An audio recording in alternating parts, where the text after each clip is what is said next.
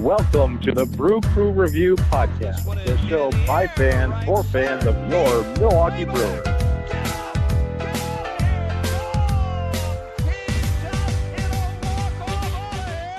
All right, Brewer fans, welcome to the Brew Crew Review Podcast. Joining me today is Vince Travato. How are you doing, Vince? I'm doing great, Craig. How are you? Well, of course, it's been better. Fortunately, we're here to kind of celebrate the life of someone who we lost last week. And again, as a Brewer fan, you always knew this day was going to come at some point soon. But I guess I wasn't fully mentally or emotionally prepared for the day that actually came. And unfortunately, we'd like to say rest in peace to Mr. Baseball, Bob Uecker, who passed away last week at the age of 90, 54 years as the Brewers radio announcer. I guess I'll let you start off, Vince. How did you take the news, and what did Bob Uecker mean to the Milwaukee Brewers franchise? Yeah, it's too much to even put into words how much he meant to the franchise, and you mentioned it, 54 years in the broadcast booth, and people forget this, but an additional 1 year as a Brewers scout in 1970, the first year of the team. So literally, Bob Uecker has been with the Milwaukee Brewers every single season of the Brewers' existence in Milwaukee. So his impact can't even be put into words. It's immeasurable. The fact that Bob Uecker was not only the soundtrack of summer, as many have said in the past week, but the voice that I think encouraged people to love baseball, to know that the Brewers were something that they could always look forward to every year, that he was going to be a part of it, meant more to me as a kid than I think anything. And, Craig, as you know, I lived a very blessed childhood, to be honest. Sort of the all-American childhood in some ways, in the sense that I was able to hang around a big league baseball team with my dad working in baseball. And the fact that I got to meet Bob Uecker as a kid, it was very special. Looking back on it, it was very special at the time. And everyone knew, and that's the thing about Bob that I think kind of stands out to me, and I think as others I'm sure have said over the past few days since we lost him.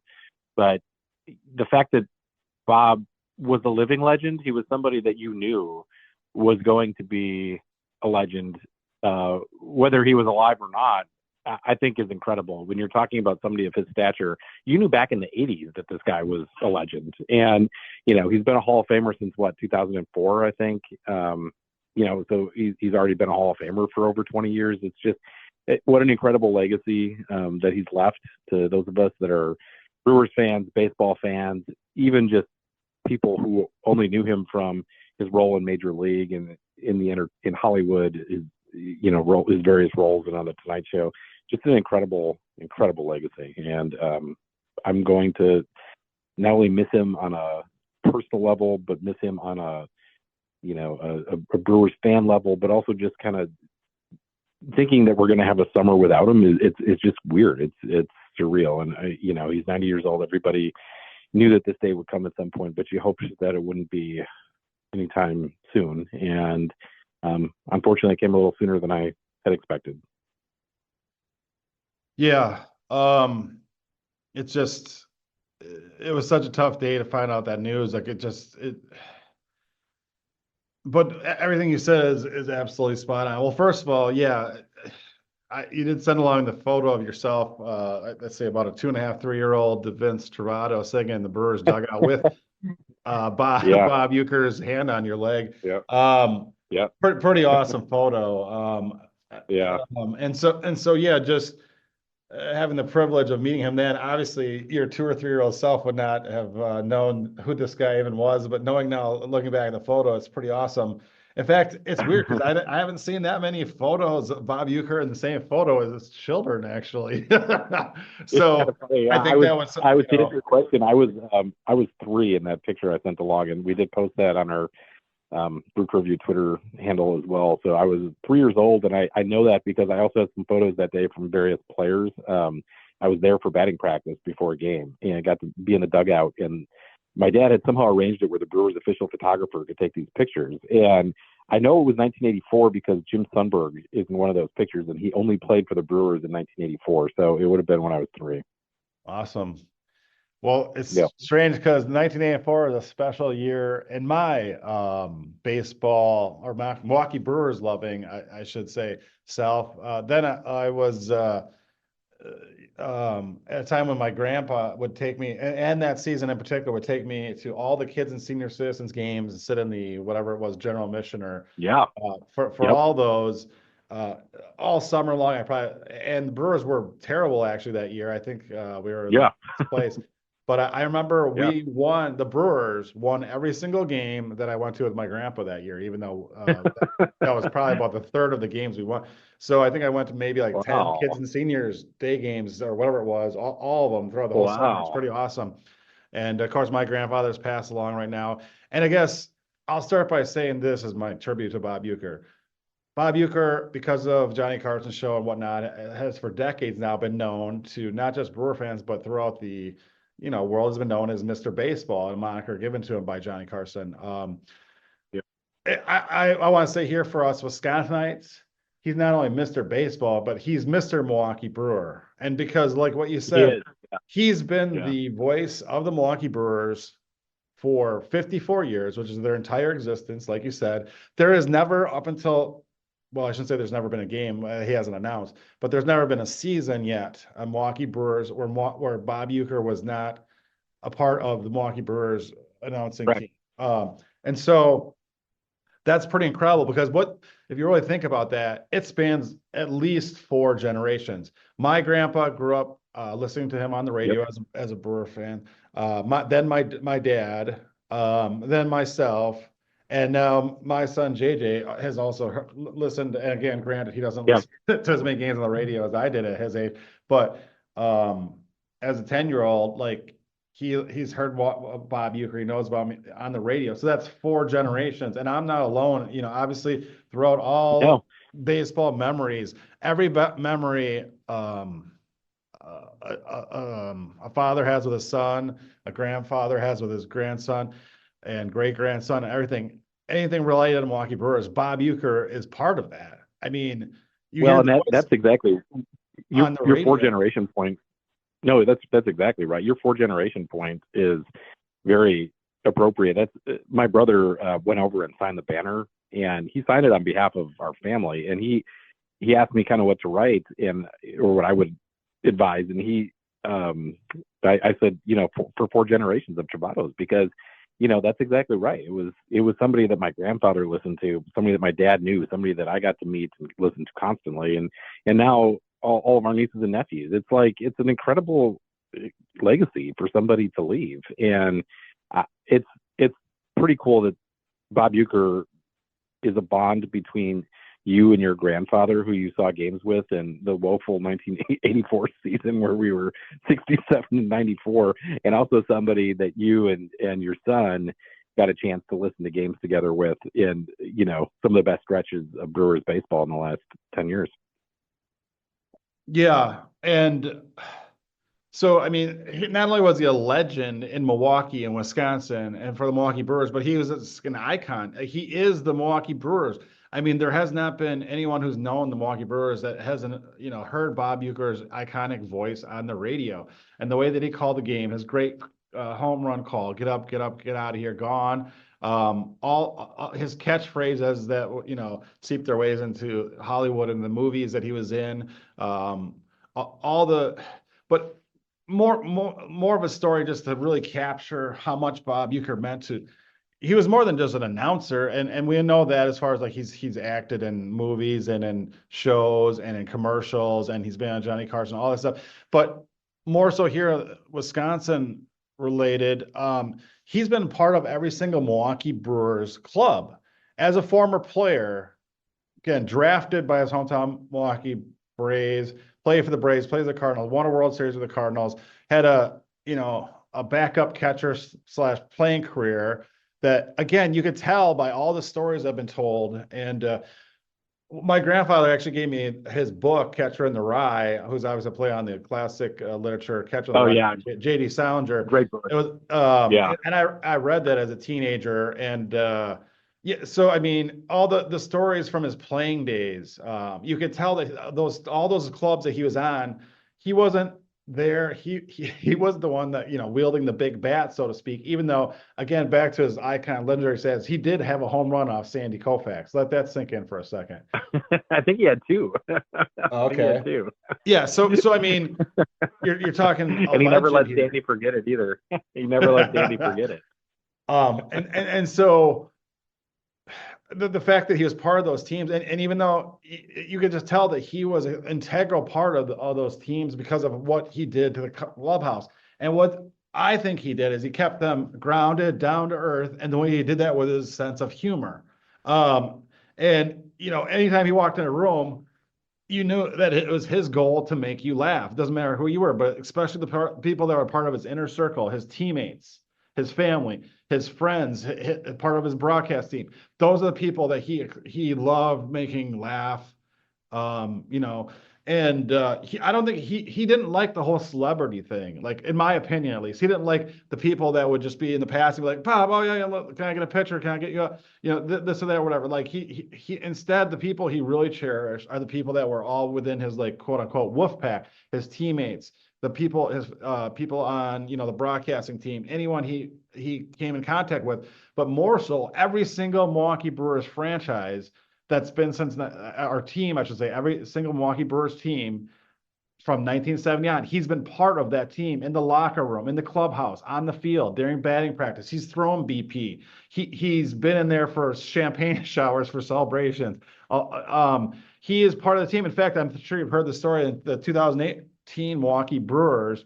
And again, this was only 7 years ago, so he was already in his 80s. Then 2018 Milwaukee Brewers voted to give him a share of the playoff money, which he donated to charity. But that shows Yep. you what these guys that were 60 years his junior thought of the guy. They thought of him as part of the team, and that's exactly what he was. He entered the clubhouse, and you knew that you were in the presence of greatness, and he brought them up. He made them laugh. That as an unspoken value to a clubhouse, to a team, in my opinion. And I think that's what Bob Uecker really was. If there was a baseball card for every single team set, and I'm as you're a collector, I'm a collector. There should be a Bob Uecker Milwaukee Brewer baseball card for every single team set, because he was a part of every single team for 54 years. Yep.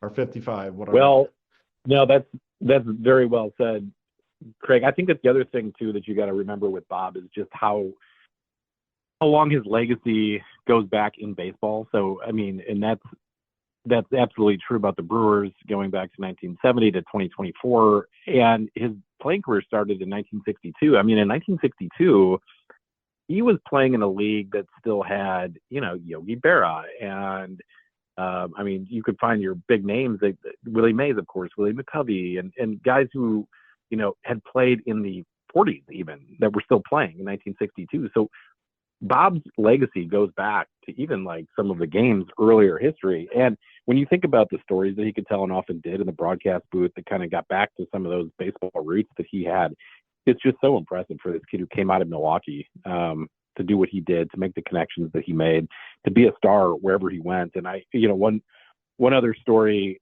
that isn't, well, it's about Bob, but he wasn't there, of course, but it was just a couple days ago. And after his passing, my in-laws, who are all from Texas, of course, came over, and they all said how sorry they were for my loss and about Bob Uecker. And it is he's so tied up with Milwaukee and Wisconsin, and just it's like other people know instinctively how much he means to people. I think from Wisconsin and from Milwaukee, and I think that's a pretty special legacy to leave. It's like you've lost somebody from your own family when you've lost Bob Uecker, and that's how it feels this week.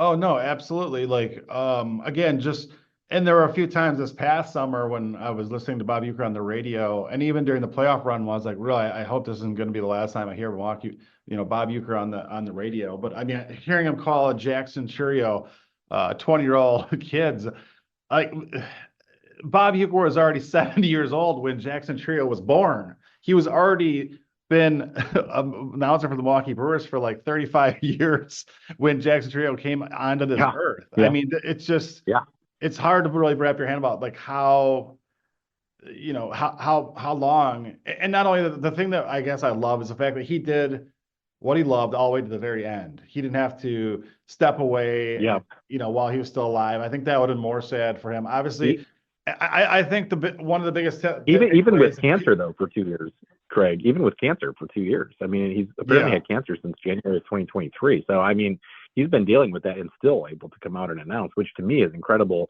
to do at any age, let alone when you're 90. That's unbelievable to me.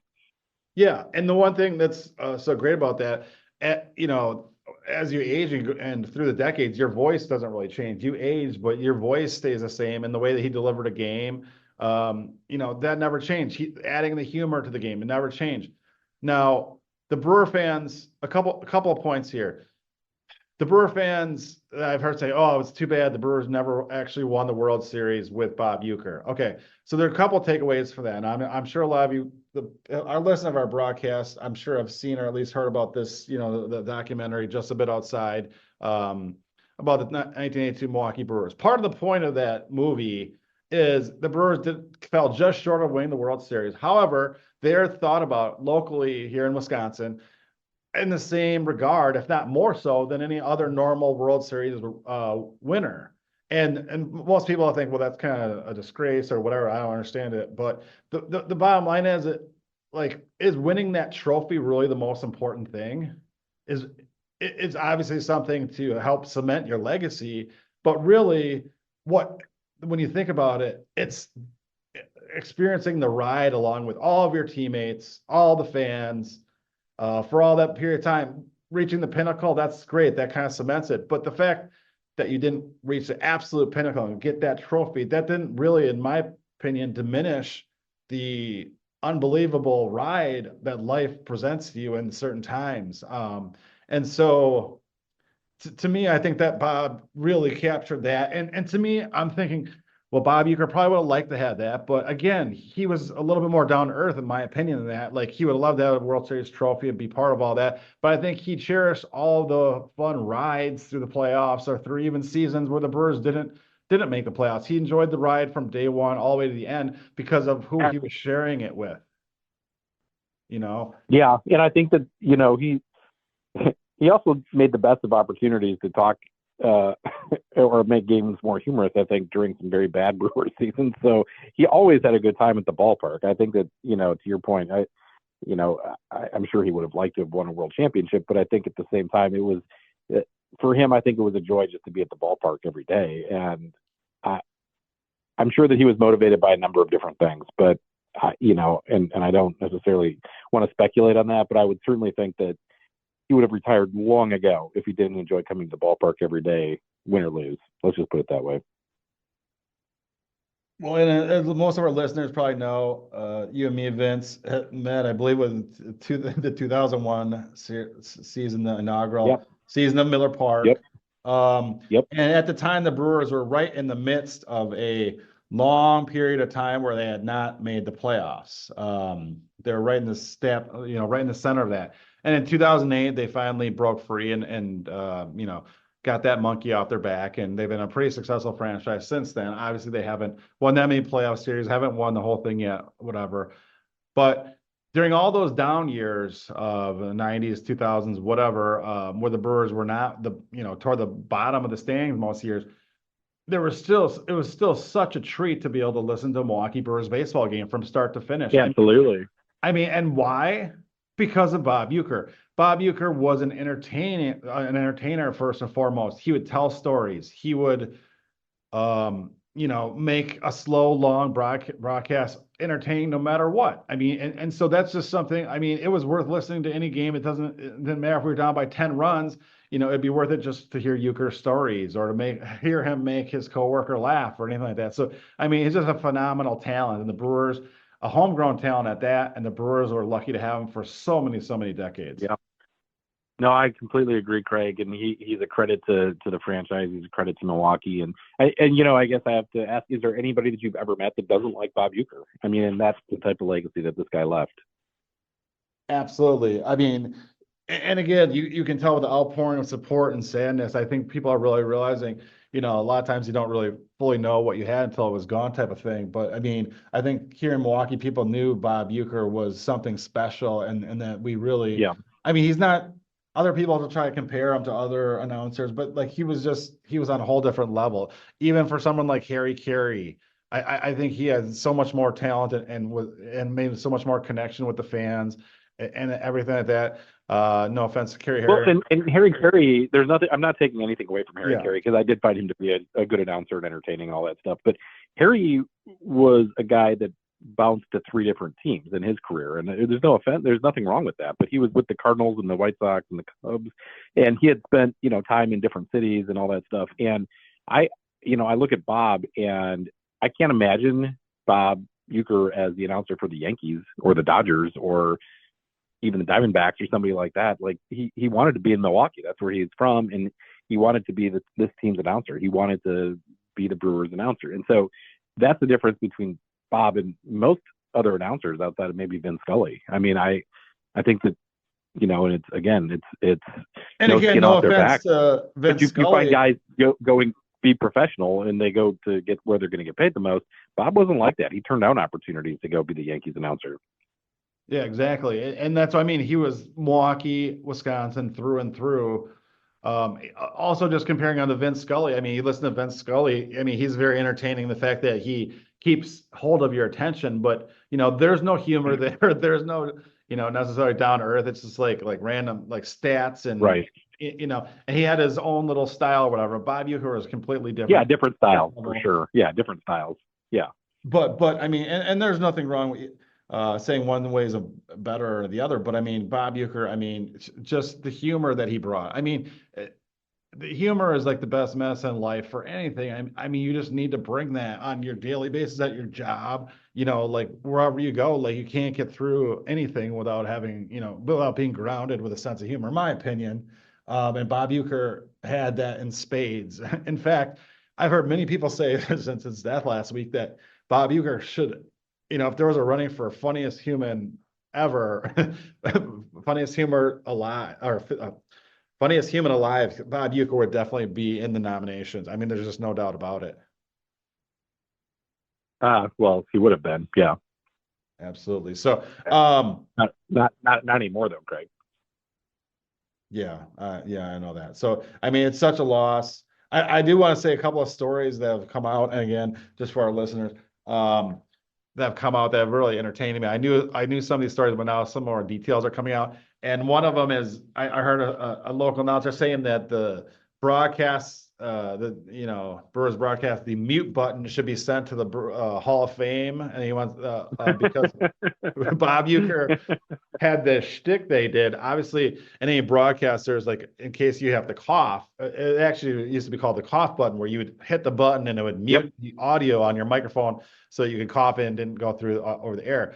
Well, Bob actually people would come in and visit the booth all the time for decades, just to be in his presence, to laugh, to whatever, to say that went and stopped by Bob Uecker, celebrities, all kinds, all this stuff. He had a shtick where he would entertain them by using the cough button. He'd be to seamlessly go back and forth between announcing the game and making offhanded comments, a lot of them inappropriate, to the person that was sitting there in the booth with him. And people have described it as something nothing short of like seeing Picasso at work, because of how he could seamlessly and skillfully go back and forth in the middle of the game, in the middle of a play even, and then quick hit the mute button and then say something funny and then go back to announcing the game seamlessly, like in the middle of a catch or a hit or anything like that. And people said it was like watching an orchestra conductor. And I'm sure there's not very much at all video of this ever exists, but the people that got to experience it have just got to be a complete awestruck of what Bob Uecker is and was and what he was. Well, I got a chance to experience not the off-color stories, but again, fortunate childhood. I did get to sit in the booth with him while announcing one time with my dad, and he wasn't swearing, but he would announce the play, put on that cough button, and turn and talk to us, just like normal conversation. He wasn't telling an off-color story because I was a kid, but it was I was probably like 6 or 7 at that time, somewhere in there. And he would just be like carrying on a conversation, asking me about stuff, and then go back and announce the next pitch. Like it was second nature of him to do that. So no, that's 100% true. And I can only imagine the stories that I would have been able to hear if I was able to do that as an older person and not as a kid. So the So fact that he I was don't think he doing wanted that. to swear in front of a 7-year-old, but he definitely did the cough button in my presence before. So the fact that you were, this was decades ago that he was doing the same shtick for decades upon decades, and to the fact that he would Yeah. more than mastered it. Like I said, people, Yeah. and again, if you have experience with anything, it's like playing guitar or something like that. Eventually, like you just do it as if it's second nature. And my Yeah. my take on how Bob Uecker got to this mute button, like he can play it like a friggin' fiddle, basically, like without any completely seamlessly, never once made a mistake with it after many decades of doing that. So it's just awesome. So I've got one or two Yeah. memory, like It was sort announced of like it's sort of like how we used to do it on set, Craig, when we were on TV with you and Jerry on the buttons and Chad and Scotty doing stuff that they shouldn't be doing on public access television. It's kind of like that. Oh yeah, that's right. Yeah, Jerry would have to mute the mics, and yep, absolutely. Scott would be spinning Yep. in his chair. We'd have to, yeah, absolutely. Um, Bonnie and Lynn, like watching Scott pour beer all over the carpet. I mean, Yep, good old days. So, I just wanted to share. I don't know. Did you have any other specific, like I guess memories associated with Bob you really want to share? I've got one in particular I would like to share. Um,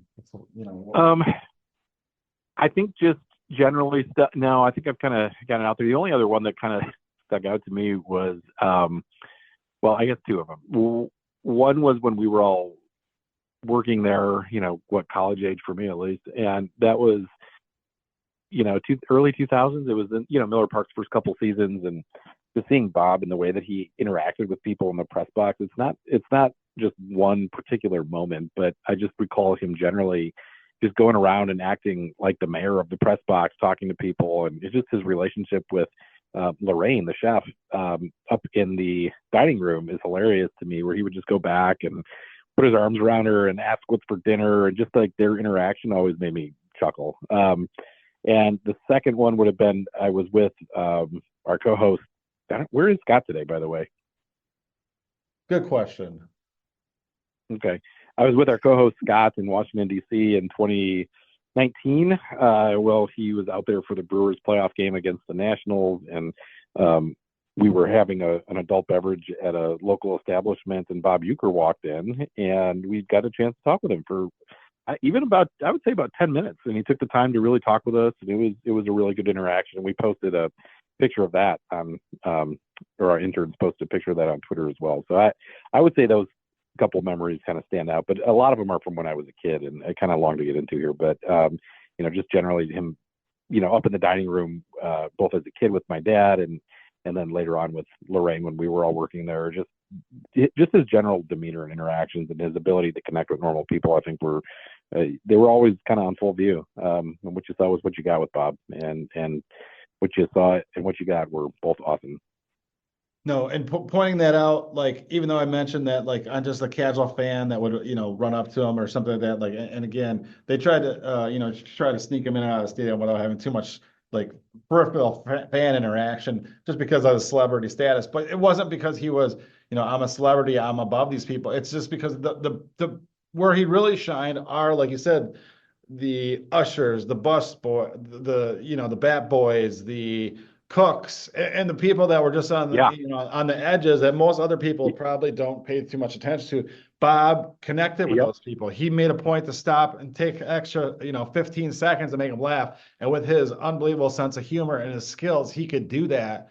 And again, those people have no offense to Lorraine, but I mean jobs that aren't necessarily super satisfying. But when you get a interaction with like such an icon or a legend or whatever, like it really just lifts you up for the day, kind of makes it. And Bob had that ability, and I've heard many stories of him doing that with people all throughout the stadium. And so you got to give the guy credit for that, in my opinion. Absolutely. So I mean, he really was down to Definitely. earth in that sense. And I think that's such, again, a Wisconsin, specifically Milwaukee thing, being super down to earth, so to speak. And I feel like even though Bob was an icon, a legend, and a celebrity in some ways, he still really was grounded here with his roots. And I think that's pretty cool.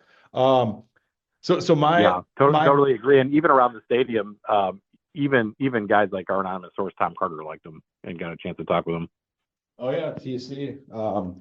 Or Tom C likes to go by here on the show, but Yeah. yeah, he had nothing Okay. but great things to say with about Bob Uecker, obviously, and almost everyone did. For some reason, the only person I ever said that didn't love Bob Uecker was one of our co-hosts, Scott Bartell, but he's a great man, but yeah, sometimes just don't understand his line of thinking. But but he did point out Yeah. that during his last like 5-ish years, sometimes Bob would miss out on a play or two or get something wrong or whatever that. But I mean that that was to be expected as anyone ages. I mean, being still in the booth at the age of 90 is pretty incredible in my opinion. So real quick with I don't even think that's a fair critique because he still sounded very sharp to me when he was announcing. I think that I don't. I think that if you were to I didn't put see anyone besides Scott ever mentioning anything like, well, I think Bob's not, not up to this anymore. no, Because he was to the very end. I mean, absolutely. and they also paired him with really, with younger announcers who could pick up on stuff as, game action progressed or whatever it was, because that wasn't necessarily Bob's role. I mean, and I don't think that's a very fair critique with all due respect to the great man, Scott Bartell. Yeah, no, I couldn't agree more. So, so one of my favorite memories of a Bob Uecker call, and really so back in 1987, it was Easter Sunday, and you know where I'm going with this, obviously, because of it being Easter Sunday, even though the Brewers were in the midst of an 11-game winning streak at the time, I would have loved to have been out to County Stadium for that historic game. But unfortunately, because of it being Easter, I had family obligations. I also was, just a teenager. So I think I was 13 at the time. I was at my grandparents' house to celebrate Easter. Again, my grandfather, who was really a huge sports fan, loved the Brewers, got me into baseball, took me to baseball games, whatever. We're at his house, and it was a beautiful day, of course. Back in those days, April was actually nice weather in Milwaukee, usually. And so we were outside. I'm shooting hoops in my grandfather's yard with my grandpa. We're just out there playing basketball. And we had the Brewer game on the radio. And of course, they were losing for most of that game against the Texas Rangers. And what happened, I think they were down 4-1, and we got a couple guys on. And one of my favorite Brewers at the time was Rob Deere, mostly because I love power. And he brought that in spades, even though he had some other issues with the strikeouts and whatnot. But he was a good, I love Rob Deere. So he came up. And of course, you've all heard the call, but that might be my favorite call of all time, just because of what it meant to the streak that they hit. And it tied the game. It did not win the game. Dale Swaim did that later, and he had a call later on Swaim's home run. But my favorite call is actually Rob Deere's 3-run home run, because I think it was Greg Harris, if I'm not mistaken, pitching, and he threw like a hanging curveball. And you can hear Bob Uecker say "curveball," and then hit. I'm not going to even try to replicate. Real the deep left's going to get way, way, way out of here and gone. Yeah, we can play the audio. They have the intro. It was phenomenal. It was, and the whole. There was this. I was not watching on TV, but you could just tell there was mayhem in the stabilium. And it tied the game. Yeah. With a 3-run bomb that tied the game at 4. And at that point, you knew the Brewers were going to win that game. It was just unbelievable. Yeah. And the excitement, and I'm just sharing that moment with just me and my grandpa. Yep. And so it was a combination of, in my opinion, his best call, my favorite call of his career, and me being there sharing with my grandpa. That's something that, no one will ever be able to take away. So thank you, Bob Uecker. I agree. And I was listening to that at my grandma's house too, Craig. That was Easter Sunday, of course. I was also there, and my grandma lived in Janesville at the time. So we were in Janesville, and it was a beautiful day. And I remember we were eating outside, I think, or we were grilling some I don't know. We were doing something outside because we had the radio set up, and it was, a nice day, and people were all listening as well. And the streak was there. But my dad worked for the team still at the time, so he was actually not with us. And apparently he and the coaches, and I stopped out at Derry's after the game to celebrate because, his family was gone on Easter. And I think Bob stopped by that night at Derry's. So they all got a chance to celebrate after the game because it was 12 in a row and such a big big win for the franchise. So that is one of my favorite Bob calls as well. I absolutely love it too. I think it's one of his most iconic ones for Brewer fans. It's one of those that you can just feel the excitement. You could feel yourself at Milwaukee County Stadium that day. Oh, absolutely. And it was just something about that moment that changed the tide of that game. And that at the time, obviously, people that, maybe are younger didn't know that this was even, well, no, I think they still have the promotion of the state, but George Webb's had ran a promotion that the Brewers ever won 12 games in a row. They'd get free burgers every one, and they had never reached that status up until that point. And that was win number 12. So there was something even a different element altogether. These hamburger loving fans or whatever, or like, oh my God, we're actually going to do this. But I mean, just there was something about that game was not going our way, and it looked like we weren't going to reach that next win, which also I think what the major league record for most wins to start the season at that time was 12, and that would have tied the record. Or no, is there 12 or 13? I think we either tied or broke the record the next day, but in Chicago against the White Sox. But anyway, it was just unbelievable. It was just like mayhem. And again, like I said, I would have loved to be at the stadium, but now looking back, unless I was at the stadium with my grandpa, I would not trade that moment. Listening to Bob Uecker's call on the radio with my grandpa for anything in the world. So yeah, that's anyway, awesome. That's a good memory. So, all right. Well, I don't know if there's anything else, but rest in peace, Bob Uecker. Milwaukee Brewers baseball will never be the same. But I look forward to hearing more stories. I think more will come out of the woodwork here in the next a couple things. One other real tidbit, I forgot all the details of the story, but someone had said that Bob Uecker, for spring training before the games would start, he would actually go up on, there was like a ladder or something that you could actually go up on the roof of the spring training stadium, and he would go up there and basically get nearly naked and just sunbathe for about a half hour to an hour before each game he had to announce or whatever like that. And people would say, "Where's Bob?" And they're like, "Oh, he's up there sunbathing or whatever." So that always made me laugh as well. Have you heard any information on any sort of service that fans can go to, Craig? I haven't keep my ear. I haven't heard anything yet as of yet. So I don't want to put out any. Yeah, no, I don't have any information, but but I'm sure there will be something. And again, this is normally the type of year, and we talked about this on our last podcast. The Brewers have some type of a fan thing, and it really feels like they need to have something, to bring all the Brewer fans together. And I really hope it's something in celebration of Bob Uecker. I also want to say that I'm sure that. Go ahead.